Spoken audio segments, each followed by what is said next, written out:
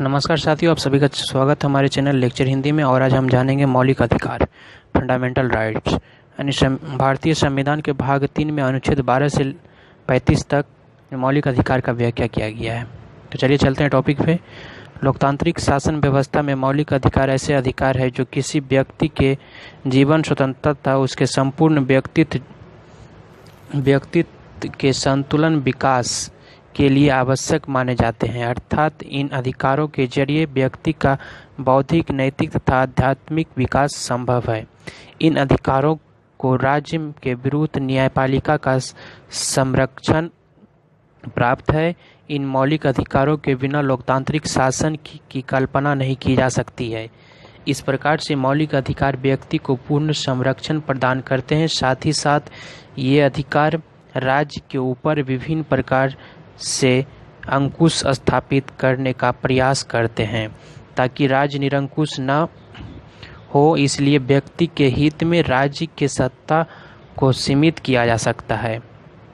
मौलिक अधिकारों के विचारधारा का सूत्रपात या शुरुआत 1215 ईस्वी में इंग्लैंड के मैग्ना कार्टा से हुआ। इसके पश्चात 1789 यानी 1789 में फ्रांस में मानवाधिकार की घोषणा के नाम से नागरिक के लिए अधिकार को जोड़ा गया। इसके पश्चात 1791 ईस्वी में संयुक्त राज्य के संविधान में संशोधन करके अधिकार पत्र यानी बिल ऑफ राइट्स को जोड़ा गया। इसी अधिकार पत्र से भारतीय संविधान के भाग 3 में मौलिक अधिकार को जोड़ा गया है। यद्यपि भारत में सर्वप्रथम 1895 ईस्वी में मौलिक अधिकार के लिए प्रस्ताव लाया गया था। इसके पश्चात 1928 ईस्वी में नेहरू समिति ने अपने प्रतिवेदन के जरिए मौलिक अधिकार की मांग की। 1931 के कांग्रेस के कराची अधिवेशन में मौलिक अधिकार की मांग की गई थी। तो अनुच्छेद 12 इसमें राज्य की परिभाषा दी गई है। इसके तहत राज्य अंतर्गत केंद्र के सरकार एवं सांसद, राज्य की सरकार एवं विधानमंडल, स्थानीय निकाय यानी इसके अंतर्गत पंचायत, नगरपालिका तथा सार्वजनिक प्राधिकरण, जैसे एग्जाम्पल में NIPC, LIC, ONGC, ETC को सम्मिलित किया जाता है। अनुच्छेद 13 इसमें कहा गया है कि अगर विधायिका यानी सांसद या विधानमंडल कोई ऐसी विधि बनाए जो मौलिक अधिकारों के विरुद्ध हो तो वैसी परिस्थिति में न्यायपालिका यानी सर्वोच्च न्यायालय या उच्च न्यायालय उस विधि की नीति के समीक्षा करके उसे शून्य घोषित कर सकती है, अर्थात उसे रद्द कर सकती है। इसे न्यायपूर्ण विलोकन कहा जाता है, जिसका उल्लेख अनुच्छेद 13 में है। न्यायपूर्ण विलोकन का अधिकार सर्वोच्च न्यायालय को अनुच्छेद 32 तथा उच्च न्यायालय को अनुच्छेद 226 यानी दोनों को प्राप्त है। मूल संविधान में मौलिक अधिकार की संख्या 7 थी, परंतु इसमें से संपत्ति अधिकार को 44वें संविधान संशोधन अधिनियम 1978 द्वारा मौलिक अधिकार के सूची से बाहर कर दिया गया है। इसका उल्लेख अनुच्छेद 31 में था। इसे कानूनी अधिकार बनाकर भाग 12 के अंतर्गत अनुच्छेद 300 को या 300A में रखा गया। अनुच्छेद 31 को विरमित या निकालना कर दिया गया। मौलिक अधिकार एवं कानूनी अधिकार में सबसे बड़ा अंतर यह है कि मौलिक अधिकार को उचित कानूनी प्रक्रिया के जरिए समाप्त किया जा सकता है। यानी अब मौलिक अधिकार में मात्र 6 ही रह गए, जो कि 7वां में था संपत्ति का अधिकार, वह 44वें संविधान संशोधन के द्वारा हटा दिया गया। वर्तमान में मौलिक अधिकार की संख्या 6 है, जिसका विवरण निम्न प्रकार से: समता का अधिकार यानी अनुच्छेद 14 से 18 में, स्वतंत्रता का अधिकार अनुच्छेद 19 से 22 में, शोषण के विरुद्ध अधिकार अनुच्छेद 23 से 24 में, धार्मिक स्वतंत्रता का अधिकार अनुच्छेद 25 से 28 में, सांस्कृतिक एवं शिक्षा का अधिकार अनुच्छेद 29 से 30 में, संवैधानिक उपचारों का अधिकार अनुच्छेद 32 में। तो 1 नंबर में समता का अधिकार व्यक्ति के बीच विभिन्न स्तरों पर समानता स्थापित करने के उद्देश्य से समता के अधिकार का प्रावधान किया गया है। निम्नलिखित 5 अनुच्छेद के तहत इस अधिकार का विवरण निम्न प्रकार से है। अनुच्छेद 14 यानी विधि या कानून के समक्ष समानता का प्रावधान, अर्थात विधि या कानून के नज़र में भारत का प्रत्येक व्यक्ति एक समान है। कानून या विधि किसी व्यक्ति को बड़ा तथा दूसरे व्यक्ति को छोटा नहीं समझता है, क्योंकि यहाँ विधि का शासन है, रूल ऑफ लॉज। इसके प्रतिपादक डाइसी यानी ब्रिटेन के हैं। साथ ही साथ विधि या कानून पर प्रत्येक व्यक्ति पर समान संरक्षण है, यूएसए। अनुच्छेद 15।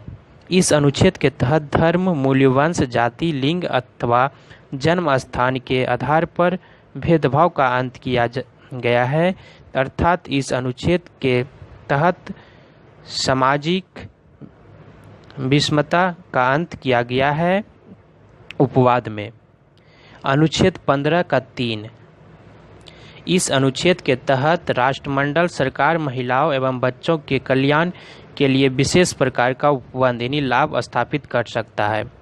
अनुच्छेद 15 का 4। इस अनुच्छेद के तहत राज्य सामाजिक एवं शैक्षणिक रूप से पिछड़े वर्गों अथवा अनुसूचित जातियों तथा जनजातियों के कल्याण के लिए विशेष प्रकार का प्रावधान स्थापित कर सकता है।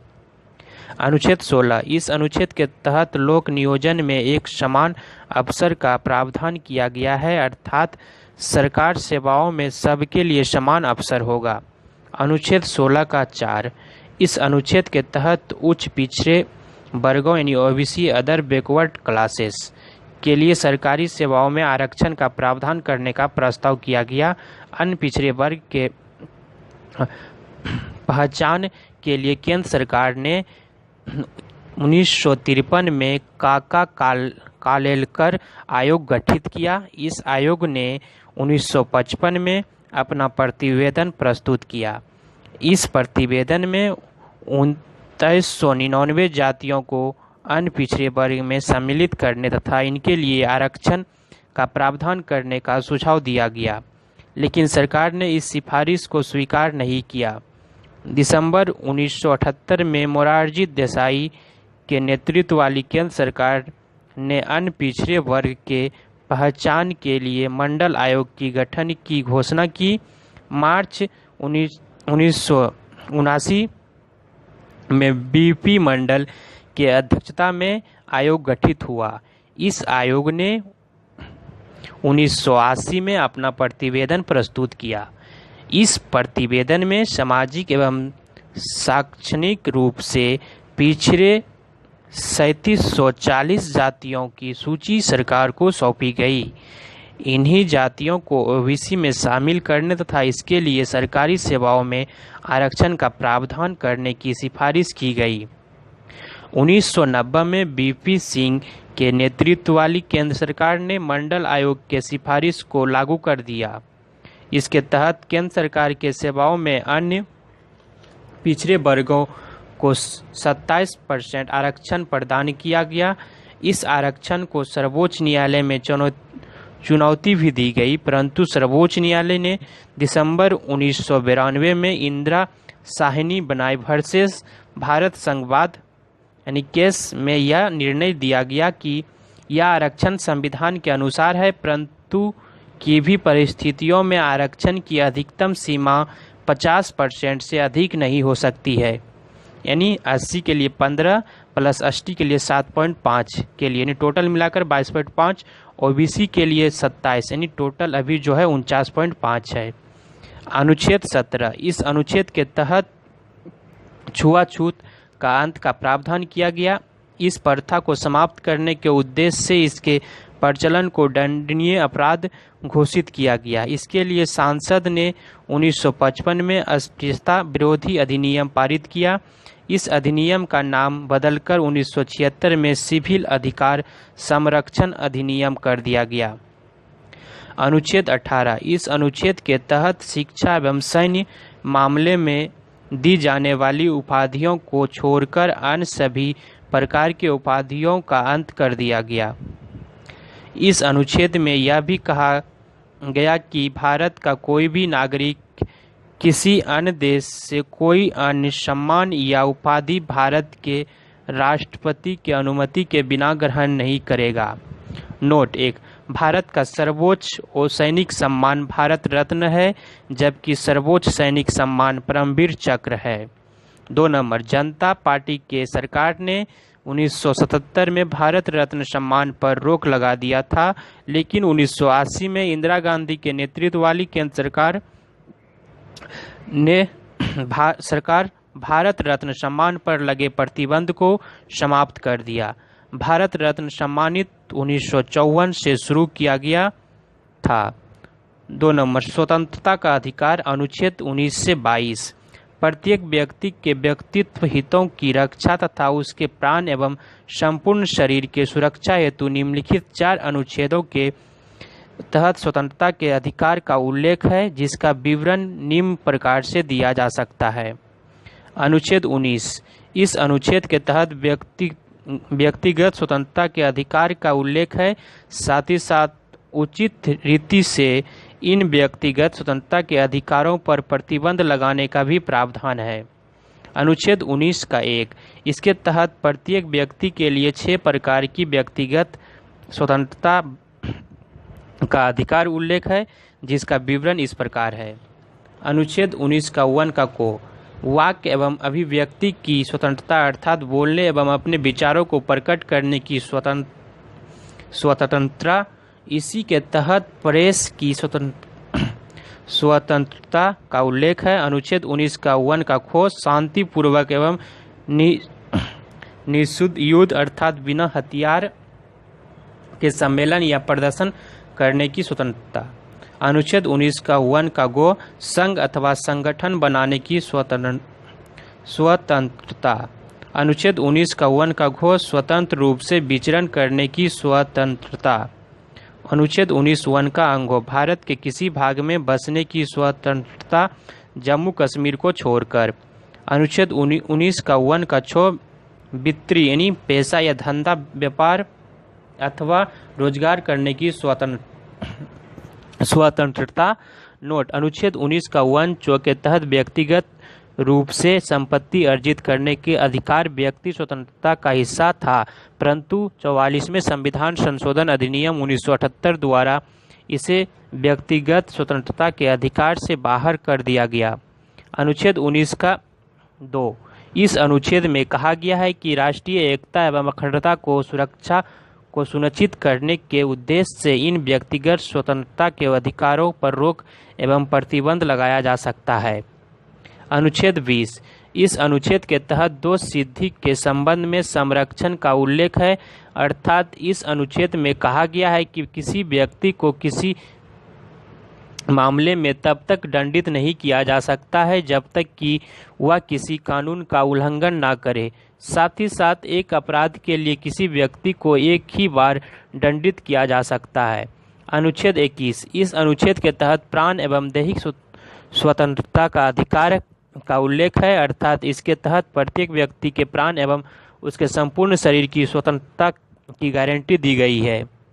इस अनुच्छेद में कहा गया है कि किसी व्यक्ति को उसके प्राण के अधिकार से विधि द्वारा स्थापित प्रतिक्रिया के आधार पर ही वंचित किया जा सकता है। इस अनुच्छेद के तहत प्राण के अलावे संपूर्ण शरीर के स्वतंत्रता का भी उल्लेख है। सर्वोच्च न्यायालय ने शरीर की स्वतंत्रता का व्याख्या करते हुए यह स्पष्ट कर दिया है कि प्रत्येक व्यक्ति को कुछ बुनियादी सुविधाएं मिलनी चाहिए, अर्थात प्रत्येक व्यक्ति को बुनियादी शिक्षा, प्राथमिक स्वास्थ्य, वन, पर्यावरण और शुद्ध पेयजल, कानूनी सलाहकार, विदेश आने जाने की सुविधा का लाभ राज्य से मिलनी चाहिए। इसीलिए संसद ने 86वें संविधान संशोधन अधिनियम 2002 द्वारा अनुच्छेद 21 का को के तहत 6 से 14 वर्ष के बच्चे के लिए निःशुल्क एवं अनिवार्य शिक्षा के अधिकार को प्रावधान जोड़ दिया। इसके लिए इसके शिक्षा अधिकार अधिनियम 2009 में पारित हुआ और कानूनी रूप से यह अधिकार 1 अप्रैल 2010 से लागू हो गया। अनुच्छेद 22, इस अनुच्छेद के तहत गिरफ्तारी एवं नज़रबंदी में संरक्षण का प्रावधान किया गया है। इस अनुच्छेद में कहा गया है कि किसी गिरफ्तार व्यक्ति को 24 घंटे के भीतर न्यायालय में प्रस्तुत किया जाएगा।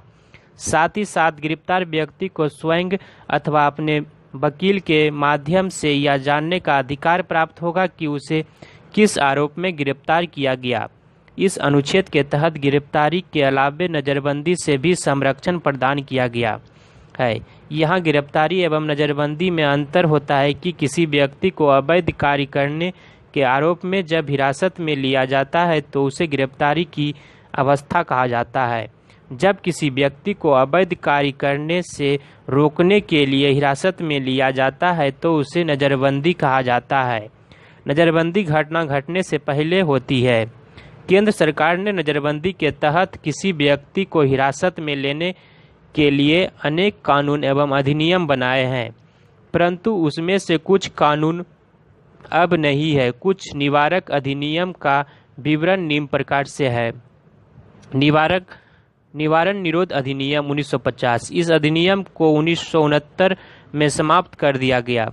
2 नंबर, आंतरिक सुरक्षा व्यवस्था अधिनियम 1971, MISA निमिसा, इस अधिनियम को 1979 में समाप्त कर दिया गया। राष्ट्रीय सुरक्षा कानून 1980, NSA, वर्तमान में यह कानून प्रचलन में है।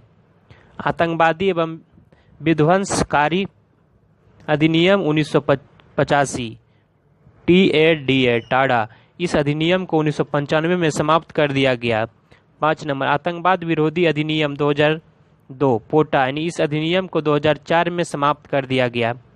3 नंबर, शोषण के विरुद्ध अधिकार अनुच्छेद 23 से 24, मानव द्वारा मानव के शोषण को रोकने के लिए निम्नलिखित 2 अनुच्छेद के तहत शोषण के विरुद्ध अधिकार का उल्लेख है। अनुच्छेद 23, इसके तहत मानव दुर्व्यवहार, बालक श्रम तथा बेगार प्रथा का अंत किया गया है, अर्थात इस अनुच्छेद के तहत बंधुआ मजदूरी की प्रथा को समाप्त करने का भी प्रस्ताव किया गया। अनुच्छेद 24, इस अनुच्छेद के तहत 14 वर्ष से कम उम्र के बच्चों को किसी जोखिम भरी कामों अथवा कारखानों में नियोजित न करने का प्रावधान किया गया, अर्थात इस अनुच्छेद के जरिए बाल श्रम उन्मूलन का प्रावधान किया गया। इसीलिए केंद्र सरकार ने 2012 में एक कानून के जरिए 14 वर्ष से कम उम्र के बच्चे को किसी भी कार्य में नियोजित करने पर प्रतिबंध लगा दिया है। धार्मिक स्वतंत्रता का अधिकार अनुच्छेद 25 से 28, प्रत्येक व्यक्ति या नागरिक के धार्मिक हितों के रक्षा हेतु निम्नलिखित 4 अनुच्छेद के तहत धार्मिक स्वतंत्रता का अधिकार का प्रावधान हो। अनुच्छेद 25, इस अनुच्छेद के तहत प्रत्येक व्यक्ति को अंतकरण की या अबाध्य रूप से अपने धर्म का प्रचार, आचरण तथा प्रसार करने की स्वतंत्रता प्राप्त है। इसी अनुच्छेद के तहत सिखों को कृपाण धारण करने की स्वतंत्रता प्राप्त है, लेकिन अनुच्छेद 25 के तहत प्राप्त धार्मिक क्रियाकलाप की आज़ादी को लोक व्यवस्था, भाईचारा तथा स्वास्थ्य के आधार पर रोका जा सकता है। अनुच्छेद 26, इस अनुच्छेद के तहत धार्मिक कामों में प्रबंध की स्वतंत्रता का उल्लेख है, अर्थात इस अनुच्छेद में धार्मिक संस्थान अथवा धार्मिक समूह गठित करने की स्वतंत्रता प्राप्त है। अनुच्छेद 27, इस अनुच्छेद के तहत धार्मिक कर न अदा करने की स्वतंत्रता का उल्लेख है, अर्थात कोई भी व्यक्ति राज्य को धार्मिक कर नहीं देगा और राज्य भी किसी व्यक्ति से किसी रूप से धार्मिक कर नहीं लेगा। अनुच्छेद 28, इस अनुच्छेद के तहत राज्य द्वारा वित्त पोषित यानी आर्थिक मदद शिक्षण संस्थान से किसी धर्म विशेष के प्रचार के लिए शिक्षा न देने का प्रावधान है। 5 नंबर, संस्कृत एवं शिक्षा का अधिकार अनुच्छेद 29 से 30, यह अधिकार अल्पसंख्यक समुदाय या वर्ग के हितों की रक्षा के लिए है, जिसका उल्लेख नीचे 2 अनुच्छेद के तहत है। अनुच्छेद 29, इस अनुच्छेद के प्रत्येक व्यक्ति को अपनी भाषा, लिपि अथवा संस्कृत को बचाए रखने का अधिकार प्राप्त है, लेकिन यह अधिकार विशेषकर उन लोगों के लिए है जिनकी भाषा, लिपि अथवा संस्कृत के प्रति खतरा है। इस प्रकार अल्पसंख्यक समुदाय या वर्ग के हितों की रक्षा करता है। अनुच्छेद 30, धार्मिक अथवा भाषाई आधार पर परिभाषित अल्पसंख्यक समुदाय या वर्ग के लोगों को अपनी पसंद के शिक्षण संस्थान खोलने तथा उसे चलाने का अधिकार प्राप्त है, परंतु अल्पसंख्यक शैक्षणिक संस्थाओं को सिर्फ 50% ही अल्पसंख्यक समुदाय के लिए आरक्षण हो सकता है। शेष 50% स्थान सदैव गैर अल्पसंख्यकों के लिए उपलब्ध रहेगा। यह निर्णय स्टीफेंस कॉलेज वर्सेस दिल्ली विवाद केस 1992 में। 6 नंबर, संवैधानिक उपचारों का अधिकार। अनुच्छेद 32 सबसे महत्वपूर्ण मौलिक अधिकार है जिसका उल्लेख अनुच्छेद 32 में है। अनुच्छेद 32 के विशेषता पर प्रकाश डालते हुए डॉक्टर भीमराव अंबेडकर ने कहा है कि यह अनुच्छेद संपूर्ण संविधान की आत्मा एवं हृदय है। अनुच्छेद 32 संवैधानिक उपचार प्राप्त करता है। यह उपचार ठीक उसी प्रकार का होता है जिस प्रकार का उपचार एक बीमार व्यक्ति के लिए डॉक्टर प्रदान करता है, अर्थात यह अनुच्छेद मौलिक अधिकारों के हनन एवं अतिक्रमण की स्थिति में संवैधानिक उपचार प्राप्त करता है। इस अनुच्छेद के तहत कोई भी व्यक्ति मौलिक अधिकारों के हनन होने पर सर्वोच्च न्यायालय में जा सकता है और सर्वोच्च न्यायालय से मौलिक अधिकारों के रक्षा हेतु प्रार्थना कर सकता है। सर्वोच्च न्यायालय अनुच्छेद 32 के तहत मौलिक अधिकारों की रक्षा हेतु 5 प्रकार का न्यायिक आदेश या लेख जारी कर सकता है, जिसका विवरण निम्न प्रकार से: बंदी, प्रत्यक्षीकरण, परमादेश, प्रतिषेध, उत्प्रेषण, अधिकार परीक्षा। बंदी प्रत्यक्षीकरण किसी बंदी बनाई गई व्यक्ति के प्रार्थना पर सर्वोच्च न्यायालय द्वारा जो लेख या वरिट जारी किया जाता है उसे बंदी प्रत्यक्षीकरण कहा जाता है।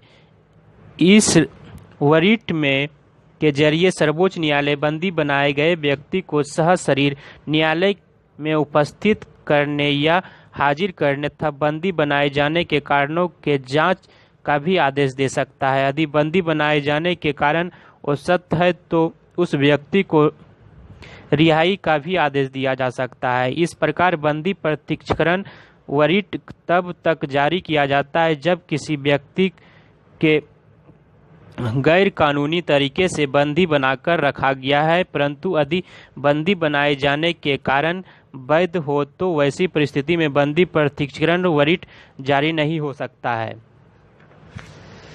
यह वरिट या रिट प्राइवेट व्यक्ति तथा कार्यपालिका दोनों के द्वारा किए गए मनमानी कार्यों के विरुद्ध एक रक्षा कवच है। इस प्रकार बंदी प्रत्यक्षीकरण रिट व्यक्तिगत हितों के रक्षा के दृष्टिकोण से सबसे महत्वपूर्ण वरिट है। परमादेश यह लेख तब तक जारी किया जाता है जब तक कोई सार्वजनिक अधिकारी अथवा कोई न्याय अधिकारी अथवा कोई अवर न्यायालय अपने कर्तव्यों का सही ढंग से पालन नहीं करता है। इस लेख के माध्यम से सर्वोच्च न्यायालय किसी सार्वजनिक अधिकारी अथवा न्यायिक अधिकारी अथवा अवर न्यायालय को सही ढंग से कर्तव्य पालन का आदेश दे सकता है ताकि किसी व्यक्ति की मौलिक अधिकारों की रक्षा हो सके या यह लोट किसी नीति अधिकारी के विरुद्ध जारी नहीं किया सकता या किसी निजी अधिकारी के विरुद्ध जारी नहीं किया जा सकता है।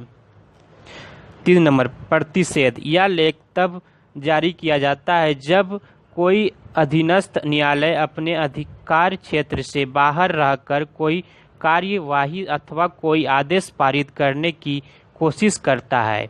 इस लेख के द्वारा सर्वोच्च न्यायालय अधीनस्थ न्यायालय को अधिकार क्षेत्र से बाहर जाकर कोई कार्यवाही अथवा आदेश पारित करने की कोशिश पर रोक लगा सकती है। साथ ही साथ भविष्य में अधिकार क्षेत्र के अंदर रहकर कोई कार्यवाही या आदेश पारित करने के लिए निर्देशित कर सकता है। 4 नंबर, उत्प्रेषण यह लेख तब जारी किया जाता है जब कोई अधीनस्थ न्यायालय अपने अधिकार क्षेत्र से बाहर जाकर कोई कार्यवाही या आदेश पारित कर देता है, अर्थात अधीनस्थ न्यायालय द्वारा जब कोई अवैध कार्यवाही या आदेश पारित कर दिया जाता है तब यह लेख जारी होता है। इस वरिट के माध्यम से सर्वोच्च न्यायालय उस अवैध कार्यवाही या आदेश को निरस्त कर सकता है तथा उसे जुड़े मामले एवं संबंधित कागजात को अपने पास मंगवा सकता है। अधिकार परीक्षा यह लेख तब जारी किया जाता है जब कोई व्यक्ति कोई सार्वजनिक पद अवैध ढंग से हासिल करता है। इस लेख के माध्यम से सर्वोच्च न्यायालय उस व्यक्ति के सार्वजनिक पद के प्रयोग पर रोक लगा सकता है जिसने यह पद और कानूनी तरीके से हासिल किया हो। साथ ही साथ पद ग्रहण करने के संबंध में स्पष्टीकरण भी पूछ सकता है कि आपने यह पद कैसे हासिल किया है। अनुच्छेद 226 के तहत उच्च न्यायालय को भी सर्वोच्च न्यायालय की तरह 5 प्रकार का लेख जारी करने की समान शक्ति प्राप्त है, लेकिन उच्च न्यायालय मौलिक अधिकार के उल्लंघन के अलावे कानूनी अधिकार के मामले में भी लेख जारी करने की शक्ति रखता है। मौलिक अधिकार पर प्रतिबंध। सांसद को मौलिक अधिकार पर प्रतिबंध लगाने की शक्ति प्राप्त है, जिसका उल्लेख अनुच्छेद 33-34 में है। अनुच्छेद 33। इस अनुच्छेद में कहा गया है कि भारत के किसी भाग में अर्धसैनिक बलों द्वारा अनुशासन कायम करना हो तो वैसी परिस्थिति में सांसद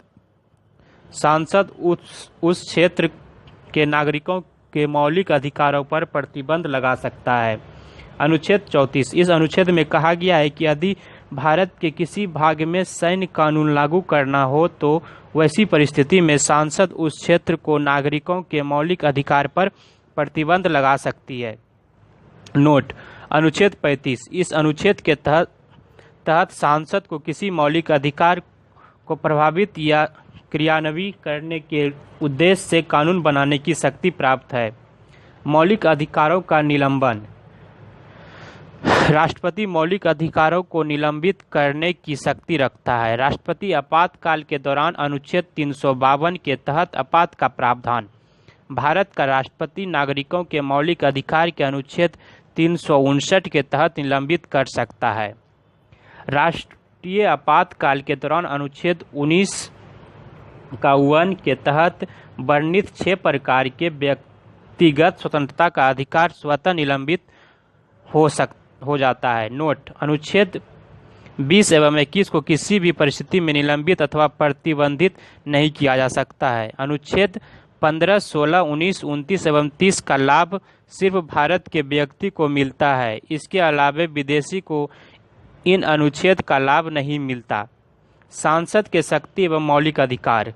सांसद को अनुच्छेद 368 के तहत संविधान में संशोधन करने की शक्ति प्राप्त है, इसलिए सांसद संविधान में वर्णित मौलिक अधिकार में भी संशोधन करने की शक्ति रखती है। लेकिन सांसद के शक्ति के संबंध में सर्वोच्च न्यायालय ने समय समय पर कुछ महत्वपूर्ण निर्णय दिए हैं, जिसका विवरण निम्न प्रकार से दिया जा सकता है। केस 1 शंकरी प्रसाद बनाम वर्सेस भारत संघ बाद 1951। इस केस में सर्वोच्च न्यायालय ने यह निर्णय दिया कि सांसद को अनुच्छेद 368 के तहत मौलिक अधिकार में संशोधन करने की शक्ति प्राप्त है। थैंक यू दोस्तों, आज तक इतना ही। अगर आपको मेरा वीडियो अच्छा लगे तो जरूर एवं लाइक एवं सब्सक्राइब करें। नमस्कार साथियों, आप सभी का स्वागत है हमारे चैनल लेक्चर हिंदी में। और आज हम जानेंगे मौलिक अधिकार, फंडामेंटल राइट्स।